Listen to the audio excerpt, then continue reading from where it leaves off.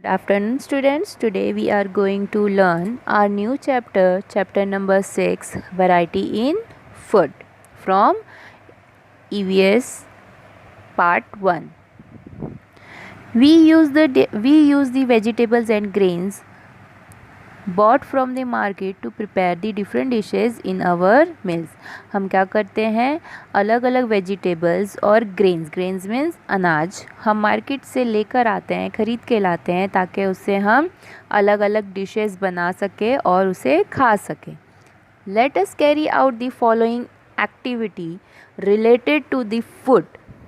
Okay, अभी यहाँ पे एक एक्टिविटी है जो आपको करनी है. Find out which grain and vegetable does your family buy from the market. अभी आपको ये पता लगाना है कि आपकी फैमिली मार्केट से कौन से ग्रेन्स मीन्स अनाज और वेजिटेबल्स लेकर आए हैं. As shown below make a table of the different dishes prepared from the different grains and vegetables at home. अभी जैसे एक नीचे आपको एक एग्जाम्पल दिया गया है, उसी तरह आपको क्या करना है, एक टेबल बनाना है और उसमें डिफरेंट फूड ग्रेन और वेजिटेबल्स से कौन सी डिशेस आपके घर में बनाई गई है वो आपको बताना है. जैसे एग्जाम्पल यहाँ पे फूड ग्रेन कौन सा लिया गया है, राइस. आप सपोज़ आप राइस से आपके घर में भाकरी बनाई गई, इडली बनाई गई और सिंपल राइस बनाया गया. टोटल आपने कितना डिशेस के नाम लिख दिए, यहाँ पे 3 डिशेस के नाम लिख दिए. मीन्स एक राइस, सिंपल राइस मतलब एक राइस फूड ग्रेन है जिससे आपके घर में कितने डिशेस अलग अलग बन गई, 3 dishes. Look at your list. If a grain or vegetable is used to make more than one food item or dish, write the total number of such item in the next column. अभी आपको ये देखना है, अगर आपके grain और vegetable को use करके अगर एक से ज़्यादा फूड या डिश बनाई गई है तो उसे क्या करना है, आपको उससे कितनी डिशेस बनाई गई है टोटल नंबर ऑफ वाले कॉलम में आपको लिख देना है. Compare your list with that of your friends. अब आपको वो लिस्ट आपके फ्रेंड की लिस्ट के साथ कंपेयर करनी है. In your table at the foods that are in their list but not yours. अभी आपको क्या करना है, उसी टेबल में आपको वो लिस्ट में जो फूड आइटम लिखे गए हैं उसको भी ऐड करना है, लेकिन वो आपके फूड आइटम नहीं होना चाहिए. एग्जाम्पल, अगर आपके किसी फ्रेंड ने राइस से उसके घर में कौन से डिशेस बनी है, एक मोदक और एक डोसा, और आपके फैमिली में क्या बना था, भाकरी, इडली और सिंपल राइस. तो मतलब एक सिंपल इंग्रेडिएंट से जो है राइस, टोटल कितने डिशेस आपको पता चली बनी है, 5. Okay. In the example above we saw various preparation of rice. अभी हमने जो ऊपर ये जो जितने सारे डिशेस देखे हैं ये सिर्फ एक राइस से बनाई गई है अलग अलग dishes. Note that there is diversity in food item of the different states of our country. Even when there is a variety in the dishes, the basic ingredients remain the same. अगर आपके dishes में variety है, जैसे आपके dishes में अलग अलग variety है, लेकिन उसको बनाने के लिए एक सेम इंग्रेडिएंट यूज़ किया जा सकता है. In example above we saw various preparation of rice. अभी हमने देखा कि जैसे राइस से किस तरीके से अलग अलग चीज़ें बनाई गई, अलग अलग डिशेस बनाई गई. उसमें कुछ जो इंग्रेडिएंट्स है वो सेम होंगे और कुछ जो इंग्रेडिएंट्स है मतलब जो उसमें मसाले हैं जो भी उसमें डाल के हम बनाते हैं वो कुछ अलग भी हो सकते हैं. Now that there is a diversity in the food item of the different states of our country. ये आप हमेशा याद रखो कि हमेशा यहाँ पे हमारे कंट्री में एक डाइवर्सिटी होती है, मतलब चेंजेस होते हैं, उसके अलग अलग रूप होते हैं. किसके, in the food items of the different state. मतलब अलग अलग स्टेट, हमारे कंट्री के अलग अलग स्टेट में जो फूड आइटम होते हैं वो अलग अलग होते हैं.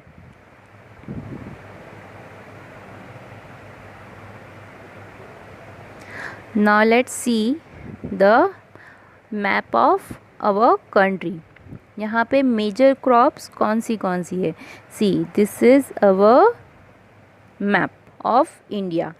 यहाँ पे आपको पता लगाने के लिए कि देखिए यहाँ पे कुछ फूड ग्रेन्स दिए गए हैं, जैसे राइस, वीट, जवा। ये जो 3 फूड ग्रेन्स है वो हमारे कंट्री के अलग अलग स्टेट में उगाए जाते हैं। जैसे अब आप देख सकते हो, जैसे rice.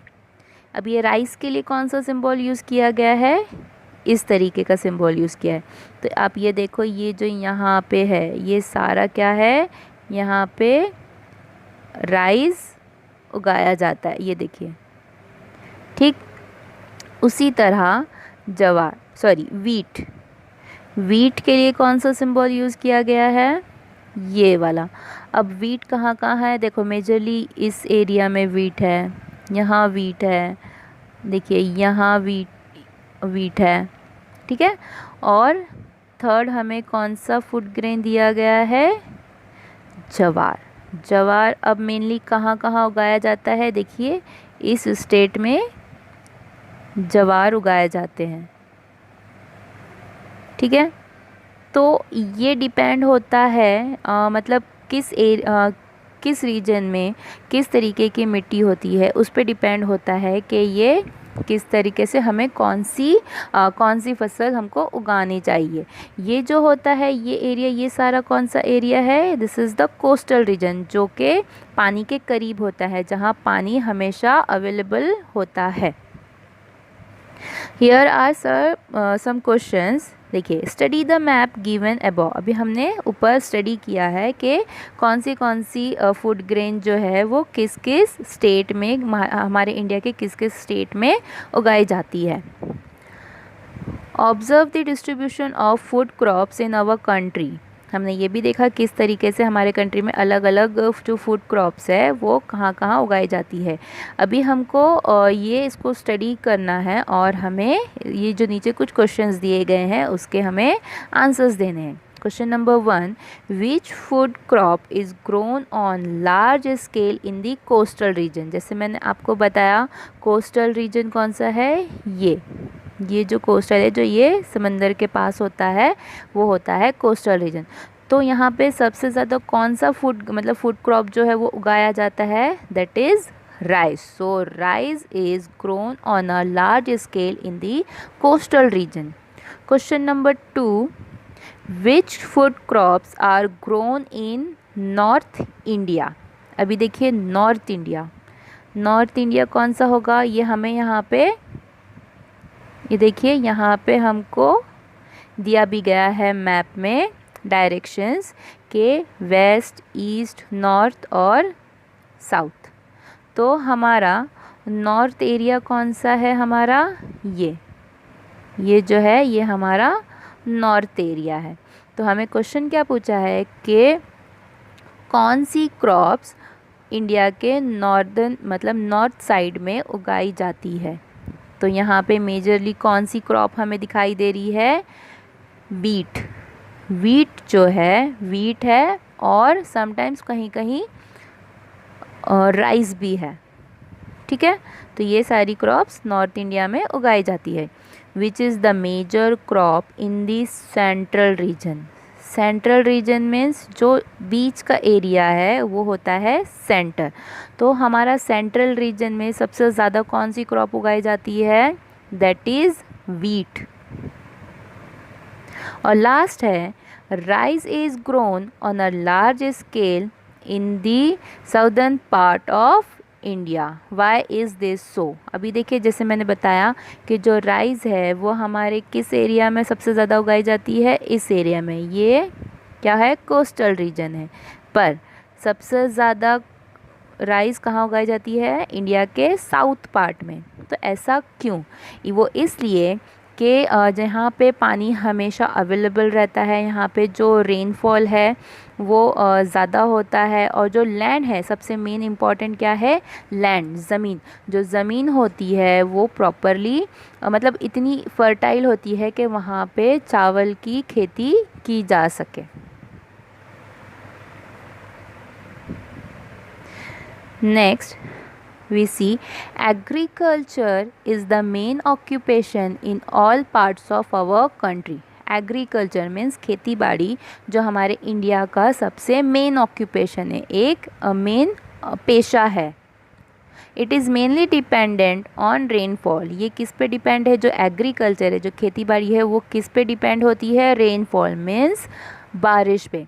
The rainfall received in all region is not the same. अब जो बारिश है वो हमारे कंट्री के हर एक हिस्से में अलग अलग होती है. कहीं ज़्यादा होती है, कहीं कम होती है, कहीं एवरेज होती है. In regions of high rainfall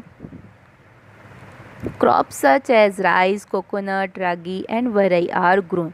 means जहाँ सबसे ज़्यादा रेनफॉल होती है वहाँ पे कौन सी क्रॉप्स होती है? Rice, coconut, ragi, varai and varai, ये सारी वहाँ पे उगाई जाती है. Wheat, tur and soybean are grown in the regions of moderate rainfall. Moderate means average, ना ज़्यादा ना कम. देखिए ये है हमारा मॉडरेट वो जो कि जहाँ पे ना ज़्यादा होती है ना ही कम होती है, एवरेज. वहाँ पे कौन से फूड ग्रेन्स उगाए जाते हैं? वीट, तूर, सोयाबीन जैसे क्रॉप्स वहाँ पे उगाए जाते हैं. Jowar, bajra and moth beans are grown in the region of low rainfall. Low rainfall में मतलब जहाँ पे कम बारिश होती है वहाँ पे कौन सी फसलें उगाई जाती है? जवार, bajra and moth beans. To help crops to grow well, good seeds, fertile soil, sufficient sunlight and water are needed. अब मेन देखिए क्रॉप्स को उगाने के लिए सबसे मेन चीज़ क्या होती है? ये यहाँ पे बताई गई है. मीन्स एक अच्छी फसल को उगाने के लिए, फसल को अच्छे तरीके से उगाने के लिए हमें गुड सीड्स मतलब अच्छी बीजें चाहिए. फर्टाइल सॉइल, जो मिट्टी है, वो जो ज़मीन है वो कैसी होनी चाहिए? फर्टाइल होनी चाहिए जिसमें हम अनाज उगा सकें. सफिशिएंट सनलाइट, वहाँ पे सूरज की रोशनी अच्छी आनी चाहिए है. और सबसे मेन इम्पॉर्टेंट वाटर. हमें इन 4 चीज़ों की सबसे ज़्यादा ज़रूरत होती है जब हमें कोई फसल को उगाना होता है. According to the seasons, a variety of grains, fruits and vegetables are grown in our country. जैसे अब आप देखते हो कि कुछ जो फ्रूट्स है, वेजिटेबल्स है, वो कैसे होते हैं? सीजनल होते हैं. मतलब वो हर मौसम में नहीं आते, कुछ सीज़न में आते हैं. जैसे गर्मी के सीज़न में कुछ अलग वेजिटेबल्स एंड फ्रूट्स आएंगे, ठंडी के मौसम में अलग, बारिश के मौसम में अलग फ्रूट्स आएंगे. तो ये डिपेंड होता है हमारे सीज़न पे. तो उस सीज़न के मतलब के अकॉर्डिंग हम जो हमारी कंट्री में है वो अलग अलग फूड ग्रेन्स मीन्स अनाज, फ्रूट्स और वेजिटेबल्स उगाए जाते हैं. Now try this. Visit the local fruit seller, note down the names of the fruit sold in the shops. अभी आपको क्या करना है? एक एक्टिविटी. आप जब भी मार्केट में जाओगे तब आपको क्या करना है? आप वहाँ पे देखो कि उस शॉप्स में कौन से फ्रूट्स बिक रहे हैं, वो आपको एक नोट डाउन करना रहेगा. Discuss the following points with them. अब आपको शॉप के अगर आप जाते हो तो वहाँ पे उस शॉप वाले से आप ये सारे पॉइंट्स डिस्कस कर सकते हो, पूछ सकते हो. Which fruits are sold all year around. आप उससे पूछ सकते हो कि ऐसा कौन से फ्रूट्स है जो हम साल में पूरे साल वो बेच सकते हैं, ऐसा वो कौन सा फ्रूट है. Which fruits are not available in the rainy season. ऐसा कौन से फ्रूट्स है जो रेनी सीज़न मतलब बारिश के मौसम में नहीं आते हैं. Which fruits are sold in summer. और समर मतलब गर्मियों में कौन से फ्रूट्स आते हैं या बेचे जाते हैं. In which season are fruits available in plenty. मतलब कौन से मौसम में कौन कौन से फ्रूट्स है या जो है आते हैं या कुछ कम आते हैं या ज़्यादा आते हैं, वो आपको पता करना है. बहुत ज़्यादा आते हैं. In which season do we get fewer fruits. मतलब आपको ये पूछना है कि आप किस सीज़न में सबसे कम फ्रूट्स आते हैं, किस सीज़न में सबसे ज़्यादा फ्रूट्स आते हैं. अभी पॉइंट क्या है आपको याद रखने के लिए? तो देखो, the availability of fruits varies according to the season. मतलब जो फ्रूट्स है वो किसके ऊपर मतलब अवेलेबल है? हमारे सीज़न के हिसाब से है कि कौन से सीज़न में कौन से फ्रूट आएंगे, ये सीज़न पे डिपेंड होता है. Different fruits are available in different season. जो अलग अलग फ्रूट्स है वो अलग अलग सीज़न में आते हैं. लेकिन अभी जो है हम एट प्रेजेंट हम देखते हैं कि अलग अलग नहीं, हमें ऑल ईयर हमें सारे फ्रूट्स दिखाई देते हैं। दिस इज़ ये क्यों होता है, ये एक मतलब किस वजह से होता है, बिकॉज ऑफ फर्टाइल लैंड, अच्छे बीज मिलते हैं और पानी की अवेलेबिलिटी होती है। इस वजह से क्या होता है, अब हमें सारे फ्रूट्स मार्केट में दिखते हैं। पहले क्या होता था कि पानी की कमी की वजह से या अच्छे बीज नहीं मिलते हैं, या लैंड जो है वो फर्टाइल नहीं होती, अच्छी नहीं होती है ज़मीन, उस वजह से क्या होता था, वो सीज़न के टाइम पे ही वो फ्रूट्स को उगाया जाता था, उसकी खेती की जाती थी, उसकी फार्मिंग की जाती थी। फ्रूट ग्रेन्स का भी ऐसे ही है। तो लेकिन अभी जो है अच्छी खाद मिलती है, अच्छे बीज मिलते हैं, पानी की अवेलेबिलिटी इजीली हो जाती है, जिससे हमको सारे फ्रूट्स मार्केट में देखने मिलते हैं। Now use your brain power. अभी देखिए यहाँ पे आपको अलग अलग फ्रूट्स दिए गए हैं, ठीक है। तो look at the fruit in the picture. यहाँ पे जितने पिक्चर में फ्रूट्स दिए गए हैं ये आप देख लीजिए। Make a table as shown below of the fruits that are available in each season. अभी आपको ये यहाँ पे देखिए, ये इस तरीके का एक टेबल बनाना है, जिसमें फर्स्ट कॉलम है समर, सेकेंड रेनी और थर्ड है विंटर। ये आपको बनाना है। अब इसे बनाने के बाद आप क्या करोगे कि make a table as shown below of the fruit that are available in each season. अभी यहाँ पे आपको कौन से सीज़न में कौन से फ्रूट्स लिखना है, इसके लिए आपको एक ये टेबल प्रिपेयर करना है, जैसे नीचे दिया गया है। Include the names of fruits you know even if they are not shown in the picture. अभी इसमें जो पिक्चर्स में कौन से फ्रूट है जो समर में आते हैं, कौन से फ्रूट रेनी में आते हैं और कौन से फ्रूट विंटर में आते हैं, यहाँ पे आपको नोट डाउन करना है। और वो भी नोट डाउन कर लो जो इस पिक्चर में आपको फ्रूट्स नहीं दिख रहे हैं। अगर आपको मार्केट में दिखते हैं या आपको पता है तो आप यहाँ पे एक इस तरीके का एक टेबल बना के रख सकते हो।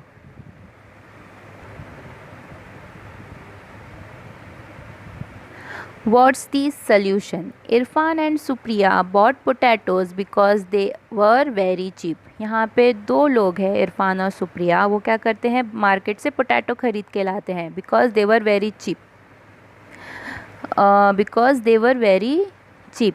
क्यों, मतलब वो जो है मार्केट में जो पोटैटो है वो बहुत सस्ते मिल रहे थे, तो उन दोनों ने पोटैटोज़ खरीद के आ गए। But they are tired of eating potato bhaji, पर अब वो बोर हो गए हैं पोटैटो की भाजी खाते खाते। Suggest different preparation of potatoes to them. अभी आपको अगर कुछ पता है तो आप बताइए कि पोटैटो से और कौन से डिफरेंट डिशेस बनाए जा सकते हैं। Can you tell the map given below depicts famous food item from Maharashtra.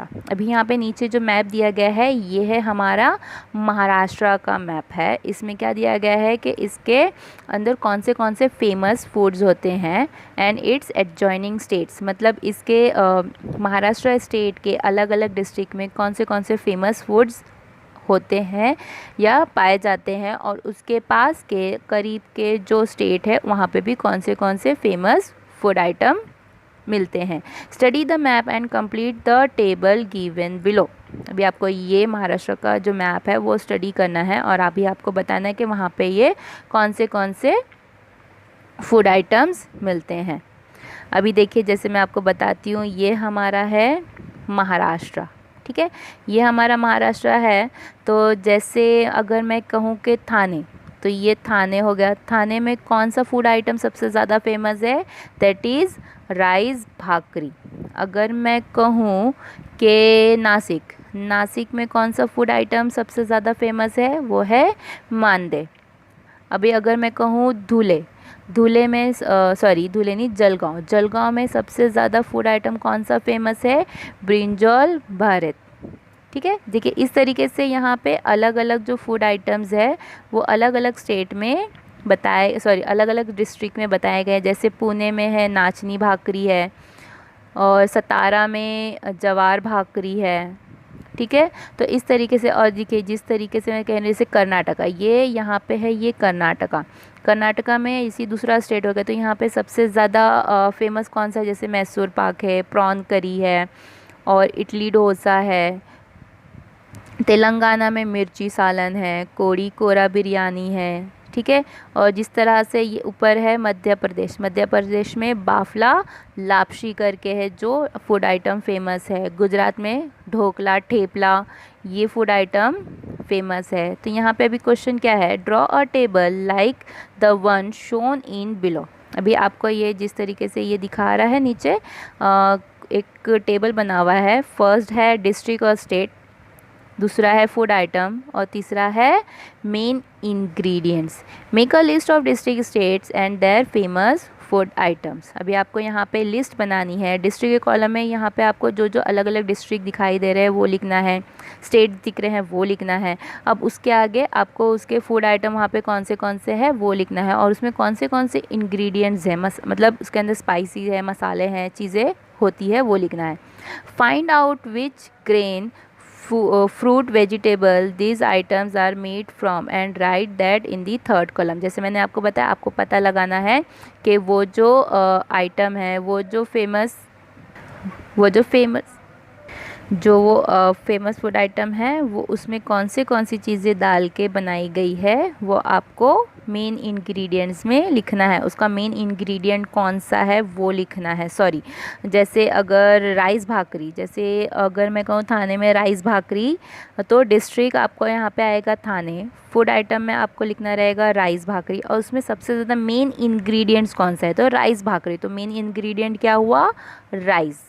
Okay जैसे अगर अहमदनगर वहाँ पे जवार भाकरी फेमस है तो मैं डिस्ट्रिक्ट में लिखूँगी जवार, फूड आइटम डिस्ट्रिक्ट में लिखूँगी अहमदनगर, फूड आइटम में लिखूँगी जवार भाकरी और मेन इंग्रेडिएंट उसका क्या है, जवार। Now next, the main crop grown in any region is used to make various items in that region। जो भी स्टेट का या जो भी डिस्ट्रिक्ट का जो मेन क्रॉप होता है वो यूज़ किया जाता है अलग अलग फूड आइटम्स बनाने के लिए। मतलब एक ही अगर क्रॉप है, जैसे राइस है, जवार है, जो भी है, उससे क्या होगा, उससे अलग अलग डिशेस बनाई जाती है। For example jowar is grown on a large scale in the plateau region of Maharashtra. जो जवार है वो कहाँ सबसे ज़्यादा उगाई जाती है, महाराष्ट्र के प्लेटू रीजन में। उसमें हुरडा, लैया, भाकरी, ghughrya, papad, sandge, ambil, dhapate, dhirde etcetera are all preparations of jowar enjoyed in that region. तो ये महाराष्ट्र में ये जो इतने सारे जो अलग अलग डिशेस है ये बनाई जाती है, जो कि किससे बनती है, मेन इंग्रेडिएंट क्या है उसका, जवार। इन कोकन और द कोस्टल रीजन, अब जैसे महाराष्ट्र में महाराष्ट्र में जो जवार है जो सबसे ज़्यादा उगाया जाता है और उसकी अलग अलग डिशेस बनाई जाती है और वहाँ पे उसको एंजॉय किया जाता है, मतलब मज़े से खाया जाता है। उसी तरह कोकन और कोस्टल रीजन में क्या होता है, rice, coconut and coconut oil are widely used. वहाँ पे सबसे ज़्यादा क्या यूज़ होता है, rice, coconut and coconut oil. In central Maharashtra jowar, bajra, groundnut, soybean, sesame and mustard are more commonly used. और सेंट्रल महाराष्ट्र में जो जवार, बाजरा, ग्राउंडनट, सोयाबीन जैसे जो क्रॉप्स है, जो फूड ग्रेन्स है, वो सबसे ज़्यादा यूज़ किए जाते हैं, मतलब कॉमनली आमतौर पे यूज़ किए जाते हैं। Note that this variety in crops is due to the change in climate and soil. ये ऐसे क्यों है कि महाराष्ट्र में जवार और बाजरा ज़्यादा उगाया जाता है और कोकन में और कोस्टल रीजन में राइस सबसे ज़्यादा उगाया जाता है। ये जो वैरायटी है क्रॉप्स में ये क्यों है, जो क्लाइमेट है, हमारा मौसम है, उसके चेंजेस की वजह से होता है और जो सॉइल है, मिट्टी है, उसके चेंजेस की वजह से हर एक स्टेट और डिस्ट्रिक्ट में अलग अलग क्रॉप्स उगाई जाती है। The crops grown in a region determine the diet of the people in that region। जो क्रॉप जो उगाई जाती है जिस भी रीजन में या जिस हिस्से में या जिस ज़मीन पे उगाई जाती है वो डिटरमाइन करता है, वो ये तय करता है कि वहाँ के लोगों में के जो डिश में वो जो क्रॉप हो वो होती है। जैसे अगर कोकन रीजन में जैसे सबसे ज़्यादा राइस उगाया जाता है तो हमेशा उनके आपको खाने में, डाइट में आपको वो चावल मिलेगा ही मिलेगा, कोकोनट मिलेगा ही मिलेगा, इस तरीके से होता है। Do you know some fruits and vegetables which were previously available on in certain season are now available all year round. There are several reason for this. अभी आपको पता है कि जैसे मैंने अभी आपको पहले ही बताया था कि कुछ फ्रूट्स है और जो वेजिटेबल्स है वो पहले क्या होते थे, सिर्फ एक पर्टिकुलर सीज़न में अवेलेबल होते थे, लेकिन अभी जो है वो पूरे साल हमको दिखते हैं। इसके पीछे कुछ रीज़न है। पहला रीज़न क्या है, availability of water through out the year, मतलब जो पानी है वो पूरे साल हमको अवेलेबल होता है। अवेलेबिलिटी ऑफ इम्प्रूव्ड सीड्स, जो आज अभी जो है जो अच्छे बीज मिलने लगे हैं। Importing fruits and vegetables from various parts of the world, अभी जो है अलग अलग मतलब देश के दुनिया के अलग अलग देशों से अलग अलग फ्रूट्स और वेजिटेबल्स वहाँ से मंगाए जाते हैं। फास्टर ट्रांसपोर्ट फैसिलिटी, और अभी जो है ट्रांसपोर्ट का जो फैसिलिटी है, एक जगह से दूसरी जगह चीज़ों को भेजने की फैसिलिटी अभी बहुत ही फास्ट हो गई है। Now always remember a reasons climate, soil, water and peoples need determine the crop that are grown in that region and also their staple food। ये हमेशा याद रखो कि जो रीजन का क्लाइमेट होता है, एक एरिया का या हिस्से का जो क्लाइमेट होता है, मिट्टी होती है, पानी होती है और लोगों की जो ज़रूरत होती है, ये डिटरमाइन करता है उस क्रॉप को कि वहाँ पे वो कौन सी क्रॉप वहाँ पे उगाई जाती है। ये डिपेंड करता है उसके क्लाइमेट पे, और ये सारी चीज़ें उनके स्टेपल मतलब जो उनके खाना होता है रोज़ डेली का, उसमें वो हमेशा होती है। व्हाट वी हैव लर्न, अब इस लेसन में हमने क्या सीखा, डाइवर्सिटी इन फूड आइटम्स, मतलब फूड आइटम्स में बहुत सारे डाइवर्सिटी होती है, चेंजेस होते हैं कि एक फूड इंग्रेडिएंट से बहुत सारी डिशेस बनाई जाती है, हर एक स्टेट में अलग अलग डिशेस होती हैं। Food items are vary according to the region, ये जो फूड आइटम है हर एक हिस्से में अलग अलग होता है कि किसी रीजन में कौन सी फसल ज़्यादा उगाई जा रही है तो वहाँ पे वो फूड हमेशा अवेलेबल होता है, हमेशा दिखाई देता है, उनके खाने में होता है। The availability of grain, fruits and vegetable depends on the season, ये जो सीज़न पे डिपेंड करता है जो ग्रेन, फ्रूट्स और वेजिटेबल्स हमारे पास अवेलेबल होते हैं मार्केट में। The various food items in Maharashtra and the neighbouring states, अभी अलग अलग फूड आइटम हैं महाराष्ट्र और नेबरिंग स्टेट्स में, अलग अलग फेमस फूड आइटम्स अवेलेबल होते हैं कि मतलब हर जगह ऐसा नहीं कि चावल है तो पूरे कंट्री में सिर्फ चावल ही चावल है, हर एक जगह पे अलग अलग फूड आइटम हमें खाने के लिए मिलते हैं, कहीं पे कुछ अलग चीज़ फेमस है, कहीं पे कुछ अलग चीज़ फेमस है। Hope you all understood the lesson, thank you.